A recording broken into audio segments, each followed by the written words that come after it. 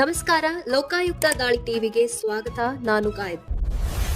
ದೇಶದ ರಾಜಧಾನಿ ದೆಹಲಿಯಲ್ಲಿ ಮತ್ತೊಮ್ಮೆ ಉಗ್ರರ ಕರಿನೆರಳು ಆವರಿಸಿದೆ. ಪಾಕಿಸ್ತಾನ ಮೂಲದ ಲಷ್ಕರ್ ಎ ತೈಬಾ ಉಗ್ರ ಸಂಘಟನೆಯು ದೆಹಲಿಯ ಐತಿಹಾಸಿಕ ಕೆಂಪುಕೋಟೆ ಹಾಗೂ ಚಾಂದಿನಿ ಚೌಕ್ನಲ್ಲಿರುವ ಪ್ರಸಿದ್ಧ ದೇವಾಲಯವೊಂದರ ಬಳಿ ಸ್ಫೋಟ ನಡೆಸಲು ಸಂಚು ರೂಪಿಸುತ್ತಿದೆ ಎಂಬ ಆಘಾತಕಾರಿ ಮಾಹಿತಿ ಲಭ್ಯವಾಗಿದೆ. ಭದ್ರತಾ ಏಜೆನ್ಸಿಗಳ ಮೂಲಗಳ ಪ್ರಕಾರ ಉಗ್ರರು ಸುಧಾರಿತ ಸ್ಫೋಟಕ ಸಾಧನಗಳನ್ನು ಬಳಸಿ ದಾಳಿ ನಡೆಸಲು ಯೋಜನೆ ರೂಪಿಸುತ್ತಿದ್ದಾರೆ ಎನ್ನಲಾಗಿದೆ. ಕಳೆದ ಫೆಬ್ರವರಿ 6ರಂದು ಪಾಕಿಸ್ತಾನದ ಇಸ್ಲಾಮಾಬಾದ್ನ ಮಸೀದಿಯೊಂದರಲ್ಲಿ ಆತ್ಮಾಹುತಿ ದಾಳಿ ನಡೆದಿತ್ತು. ಈ ಘಟನೆಯಲ್ಲಿ 31 ಮಂದಿ ಮೃತಪಟ್ಟು 160ಕ್ಕೂ ಹೆಚ್ಚು ಜನ ಗಾಯಗೊಂಡಿದ್ದರು. ಈ ದಾಳಿಯ ಹೊಣೆಯನ್ನು ಇಸ್ಲಾಮಿಕ್ ಸ್ಟೇಟ್ ಹೊತ್ತುಕೊಂಡಿದ್ದರೂ ಲಷ್ಕರ್ ಎ ತೈಬಾ ಸಂಘಟನೆಯು ಇದಕ್ಕೆ ಪ್ರತಿಕಾರವಾಗಿ ಭಾರತದಲ್ಲಿ ವಿಧ್ವಂಸಕ ಕೃತ್ಯ ಎಸಗಲು ಮುಂದಾಗಿದೆ ಎಂದು ಗುಪ್ತಚರ ಮೂಲಗಳು ಎಚ್ಚರಿಸಿವೆ.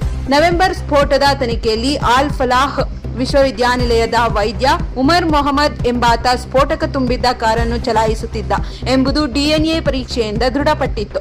ಅಂದು ಹರಿಯಾಣದ ಫರೀದಾಬಾದ್ನಲ್ಲಿ ಬರೋಬ್ಬರಿ 2900 ಕೆಜಿ ಅಮೋನಿಯಂ ನೈಟ್ರೇಟ್ ಸ್ಫೋಟಗಳ ಪತ್ತೆಯಾಗಿದ್ದವು. ಪೊಲೀಸರು ಇಬ್ಬರು ಪ್ರಮುಖ ಆರೋಪಿಗಳನ್ನು ಮುಜಮ್ಮಿಲ್ ಶಕೀಲ್ ಮತ್ತು ಡಾಕ್ಟರ್ ಆದಿಲ್ ರಾಥರ್ ಬಂಧಿಸುತ್ತಿದ್ದಂತೆ ಗಾಬರಿಗೊಂಡಿದ್ದ ಉಮರ್ ಅವಸರದಲ್ಲಿ ಕೆಂಪುಕೋಟೆ ಬಳಿ ಸ್ಫೋಟ ನಡೆಸಿದ್ದ ಎಂದು ತನಿಖೆಯಿಂದ ತಿಳಿದುಬಂದಿದೆ.